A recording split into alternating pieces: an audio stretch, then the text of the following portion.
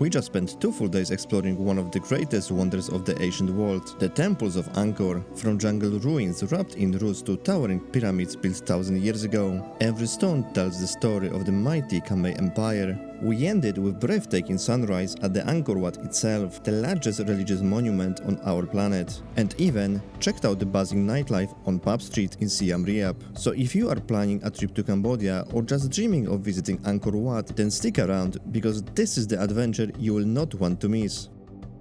So, welcome to Angkor Wat in Cambodia. This incredible place is one of the most breathtaking and historic landmarks in the world. Angkor was actually on our bucket list of a place to visit for a very long time, and today is finally the day we are here. Yes, so over the next 3 days, we'll be exploring the temple, learning their stories, and sharing tips to help you make the most of your visit. So, let's go!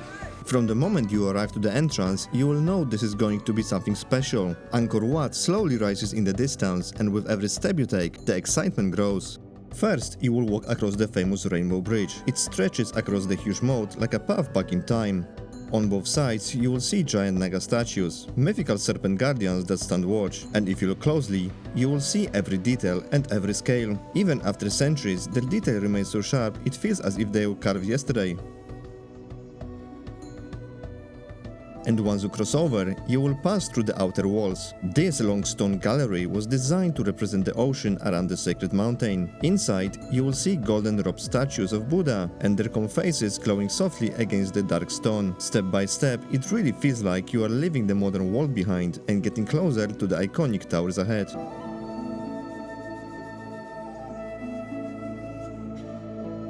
But before we reach the main Angkor Wat temple, you will notice plenty of local photographers around this area, offering to capture tourists in this amazing setting.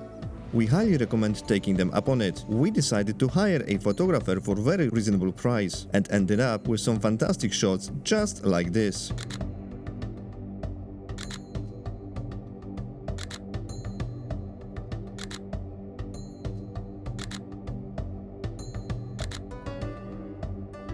But of course, hiring a photographer isn't the main reason you come here. The real reason you are here is still ahead of us. Angkor Wat itself, the world's largest religious monument, endless corridors, towering stone walls, and carvings that tell the stories from hundreds of years ago. So today is actually our second day in Angkor Wat. We came here yesterday with a small private tour, which took us to a few temples, and in the evening we enjoyed the sunset at Phnom Bageng, which was very busy, but I will tell you later about it. Today we start early at 8 o'clock in the morning, and we'll go through some of the temples that we rushed through yesterday and visit some of new places. So let's begin. So once you step inside Angkor Wat, the first thing you will notice is a long corridor covered in carvings. These bas-reliefs stretch for hundreds of meters, telling epic stories of battles, kings and gods. What's crazy is that every single figure was carved by hand almost 900 years ago, and yet the details still look incredible today.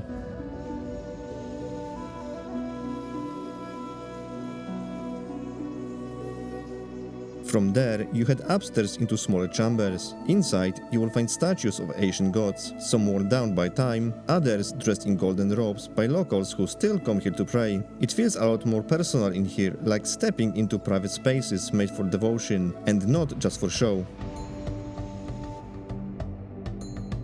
Now we're at the second terrace, where you will see there are 3 kinds of rooms, which is contain a god of protector, a god of destroyer, and a god of creator. Where we're standing right now is a room of the protector, where you have the statue of the god of protector, and you can see that he's holding the big snails on.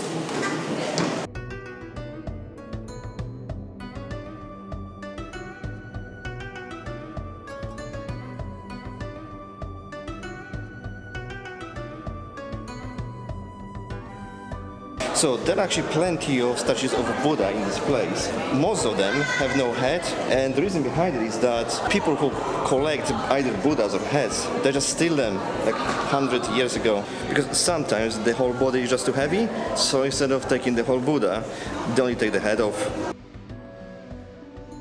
Next stop is the courtyard, and this is where Angkor Wat really takes your breath away. The central tower rises high above the smaller ones, perfectly framed, creating that iconic view you've probably seen in photos hundreds of times. But believe me, nothing compares to standing here in person. So first, I think it's quite important to understand that Angkor Wat is not just one temple, it's actually part of massive archaeological park spanning over 400 square kilometers. And there are over 70 temples scattered throughout this area, and each one of them being unique in different way. And today, we'll try to visit the most important ones. This place is so big that it basically could take weeks to fully explore, but even in few days, we should be able to see the highlights. After taking in the courtyard, we make our way up to the Bakan, the upper level of Angkor Wat. This is the highest point of the temple, once reserved only for the kings and priests. Climbing the steep steps feels like moving closer to the heavens, and that's exactly the idea. In Khmer belief, this level represents Mount Meru, the center of universe in Hindu and Buddhist cosmology. At the top, you will find sacred shrines, quiet corners, and the best views of the entire temple complex. Standing here, it's easy to imagine what it must have been like for the ancient kings, looking out over their empire from the very heart of Angkor.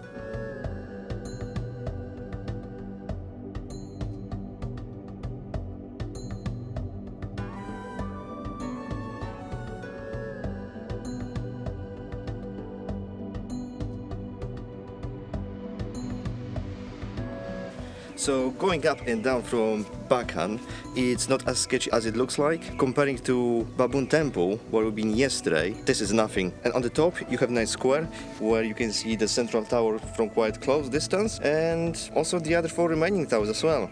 After finishing our visit, we exit through the eastern gate, where our tuk-tuk driver was waiting. And in just 10 minutes, he takes us to one of the most famous temples in the whole complex, Ta Prohm. Walking there would take more than 1 hour, so tuk-tuk is definitely the way to go. When you arrive at the car park, it's about 15-minute walk through the forest to reach the temple. The path itself is part of adventure. The forest air is cooler, a refreshing break from the midday heat, and along the way, you will pass small ruined temples hidden among the trees.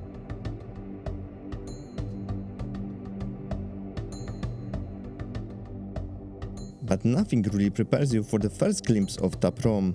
Towering trees rise above the temple, their massive roots spilling over the stone walls like something out of the dream. This is exactly why Ta Prohm was chosen as a filming location for Tomb Raider. The mix of jungle and ruins make it feel like you've stepped into another world. The real magic begins as you step through the entrance. Right away, the temple reveals its age and beauty. Walls and towers built in the late 12th century under the King Jayavarman VII. Even after hundreds of years, you can still see the delicate carvings of apsaras dancing across the walls, lotus flowers, and intricate patterns etched into the stone.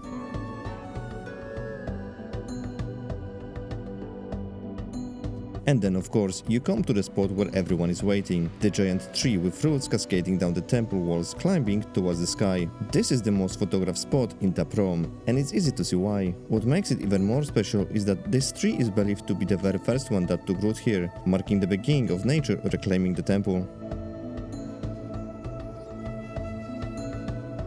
But here's the secret, this isn't the only place where you will see the jungle and temple collide. If you wander just a little further, you will find quieter corners where roots twist through the ruins in complete silence, with almost no one around. So in this temple, there's quite a lot of tree roots growing up from the walls of the temple. The most famous one is right at the beginning, this is where you have all the crowds. But if you go like more deep inside the temple, then you find another one without anyone. And honestly, those are the moments when Ta Prohm feels its most magical, like you've discovered your own hidden piece of history.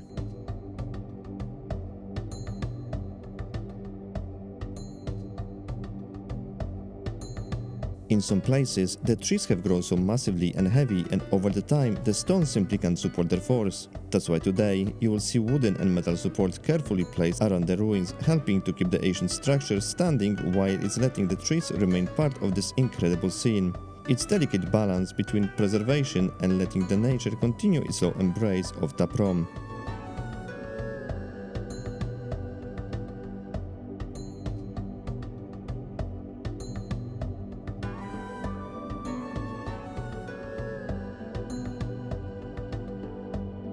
Everywhere you turn, it feels like a movie set, but this place is real. Just around one corner, you will find roots twisted so widely they look like a giant spiderweb dropped across the walls.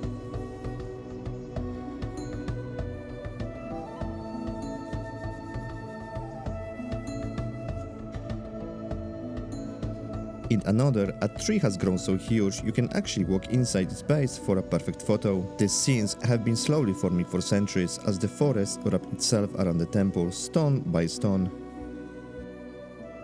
And here is something a lot of people don't know. Ta Prohm wasn't just a temple. It was built by Jayavarman VII. It was once a Buddhist monastery and university, home to thousands of monks and scholars. Imagine the courtyards alive with chanting, the corridors filled with students. Now all that remains are the carvings, the stones, and the trees slowly waving themselves into the ruins. If you take the time to wander off the main path, the crowds will thin out and you will be left with silent courtyards, moss-covered stones and tangled roots that look untouched for centuries. It feels like stepping into your own adventure movie, except this isn't fiction. This is the living and breathing soul of Ta Prohm. Next up, from the tangled roots of Ta Prohm, we head straight into Bayon Temple, the one with those famous towers covered in giant smiling faces. You've probably seen some photos, but standing here in person is a whole different experience. Bayon is located right at the heart of Angkor Thom, and it was built in the late 12th century by King Jayavarman VII, and everywhere you look, there is something happening. If you step inside, you will find a narrow, shadowy corridor that twists like a maze. Quiet little rooms hide statues of Buddha, watching over the centuries of history. And the walls? They are alive with bas-reliefs, stories carved into stone. You will see battles, festivals, and even scenes of everyday Khmer life, captured with incredible detail. But the real magic waits outside. Once you climb the terraces, the whole temple suddenly opens up. Dozens of towers rise all around you, each one of them carved with those serene, mysterious faces looking down. Some say they are the faces of King Jayavarman VII himself. Others say they are the face of Buddha, but either way, they feel timeless, watching over the city of Angkor.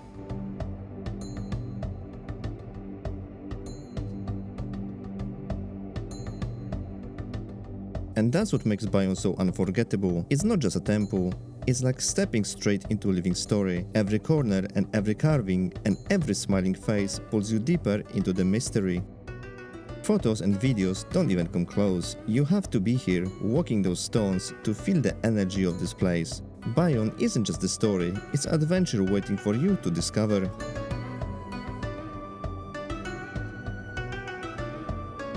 So the Bayon Temple was a fantastic place to visit. It's definitely must-see when you're visiting Angkor Wat. And now we're just heading over to see another temple, which is just opposite it. After Bayon, it was just a 5-minute walk to the next temple, which is called Bapun. And right away, we had company. A group of local monkeys hanging around the entrance. Luckily, they were in a good mood and didn't bother us, which meant we could dive straight into exploring.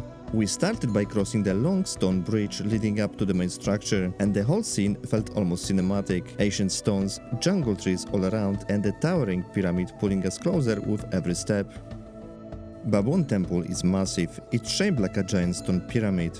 It was built in the 11th century under the king which I can't pronounce. Originally dedicated to the Hindu god Shiva, it was later transformed into Buddhist temple, but just standing in front of it, you can feel how ambitious the Khmer builders really were. And then came the real challenge, the staircase, steep, narrow, and definitely not for the faint of heart. So this temple is called Bapun, and the best feature of it, I think, is the view from the top of the temple, which we're just climbing now, and the stairs are really steep. I don't know if this camera actually shows how steep it is, but it's really steep.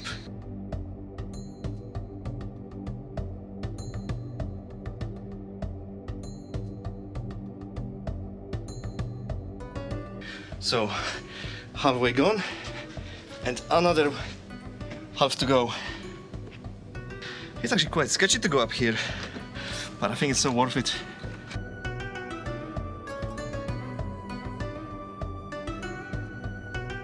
Christ is afraid of heights, so it's just me climb the top, and the views are fantastic.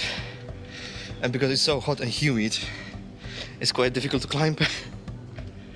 But yeah, it's worth coming up here and looking at the view. Just look at this. From the upper terrace, you get the sweeping 360-degree view, Angkor Thom, the scattered temples, and the endless green of Cambodian jungle stretching to the horizon. It's the kind of view that makes you stop, catch your breath, and realize just how huge this ancient city really was. The upper terrace was likely used for religious ceremonies and as a vantage point for observing the temple complex. And honestly, being up there, you can almost imagine the kings and monks of centuries past looking out over their city the same way. So climbing all the way up here provides you with 360 view of this area, which is fantastic. But I think the worst part is not climbing up, but actually going down.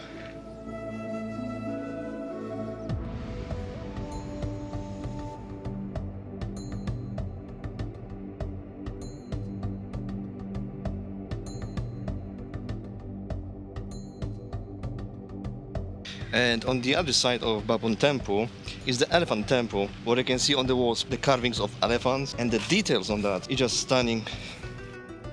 As we walked along the terrace, we stopped to take in the details. Carvings of the elephants with trunks raised in mid-step, mythical creatures, and entire procession frozen in stone. It's like the walls themselves are telling you stories of ancient Cambodia, not just about its kings and battles, but about the artistry and daily life of the Khmer people.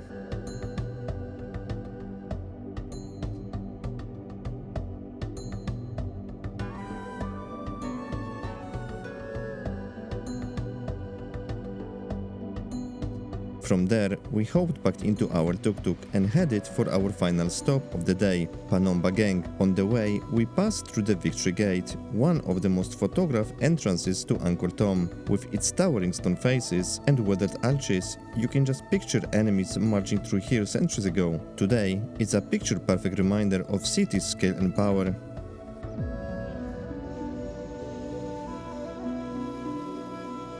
Another short drive later, we arrived at the base of Phnom Bagang Hill. From here, it's about 20 to 30 minutes hike up a steady incline. The path itself winds through the forest, shaded and peaceful, and before long, the jungle opens up to reveal the temple at the summit.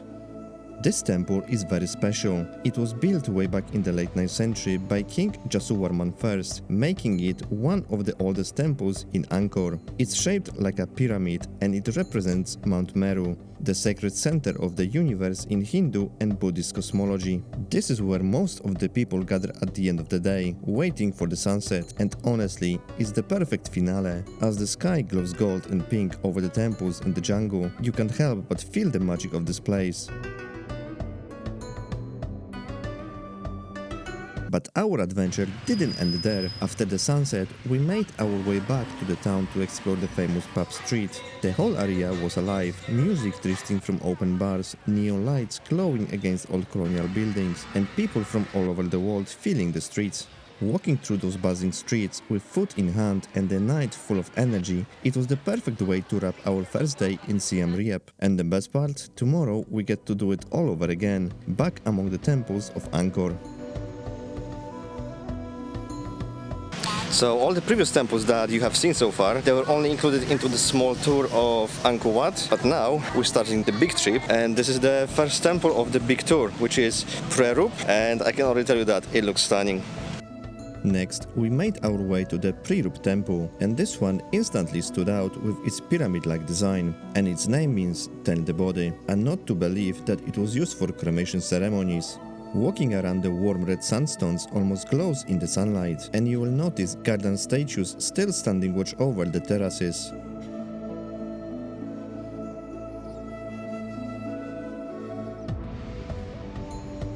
So it looks like we are not done with climbing for today yet. We're climbing other temple now, and these steps are quite tall. Just look at this.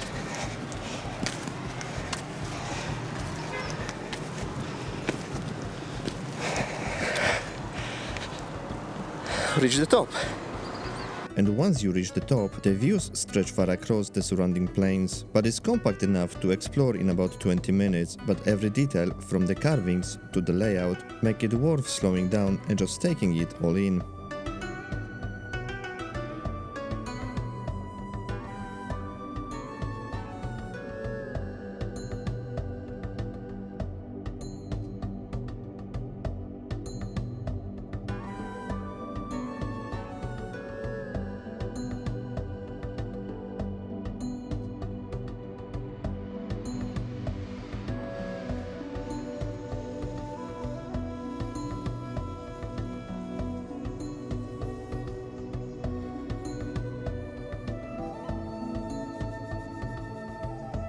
And the next stop on the big tour is East Melbourne, which is kind of similar to the previous temple we just visited. So I'm just going through around it quickly just to see what it is, but it looks very similar. With addition that in here they have elephant on each corner of the temple, which looks kind of cool. From Prerup Temple, it's a quick 5-minute tuk-tuk ride to East Melbourne Temple. It looks quite similar to Prerup, so we only spent about 10 to 15 minutes here before moving on. It was built in the 10th century and dedicated to the Hindu god Shiva. This temple once stood on an island in the middle of a vast reservoir. Imagine arriving here by boat with the temple rising out of the water. It must have been magical. Today, the giant stone elephants at the corner are still standing guard, a reminder of its past glory. Our next stop, Tasom Temple, is much smaller, but honestly, it's one of the most atmospheric places in Angkor. It was built in the late 12th century. This Buddhist temple feels more hidden, almost secret. The walls are crumbling, moss and lichen creep across the stones, and there is this quiet, peaceful energy as you wander through.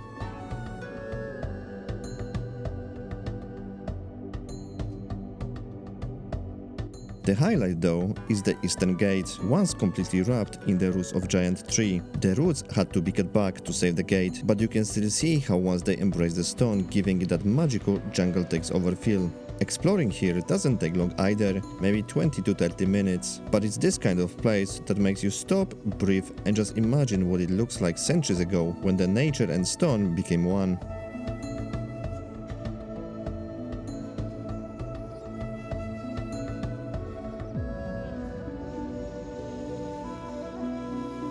And the fourth temple is called Nikpon, which is actually located on small island, and together you have to go through a small wooden bridge which takes about 5 to 10 minutes from the entry point all the way to the temple. So let's go and have a look.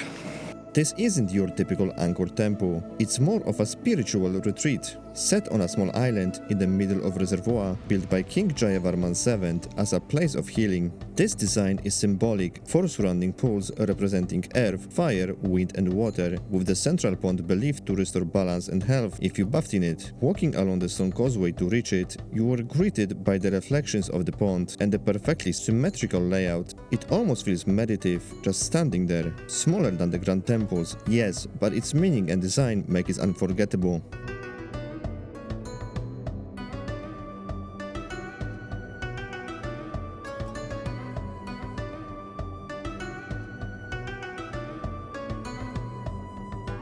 And last but not least is the Priyakan temple, which is the best temple on the longer route. In my opinion at least. Right from the start, this place feels epic. You cross a long stone bridge lined with statues, some still majestic, other worn down to mysterious silhouettes, all once guardians of the sacred site. Then the massive gate towers rises ahead of you, framed by forest, and stepping through feels like entering another world.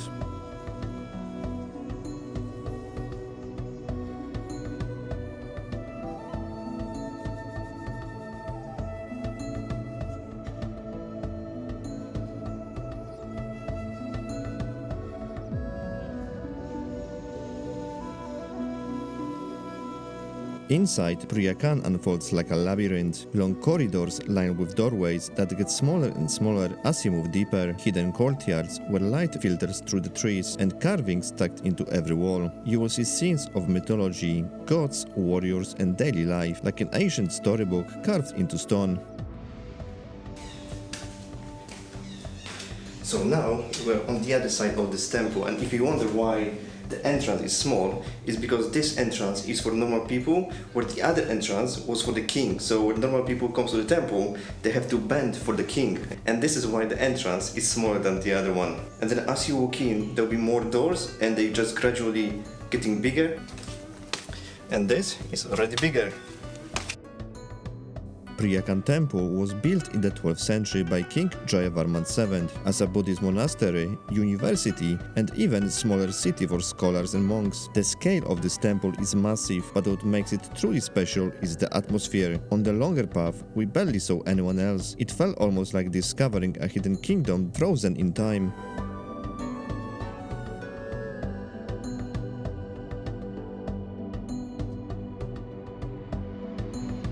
Every corner here invites exploration. Every shadow feels like it's whispering stories from the past. And as our journey came to close at Preah Khan, it really felt like the perfect finale, wrapping up our adventure through Angkor, not just with its beauty and history, but with sense of wonder that will stay with you for a very long time after you leave.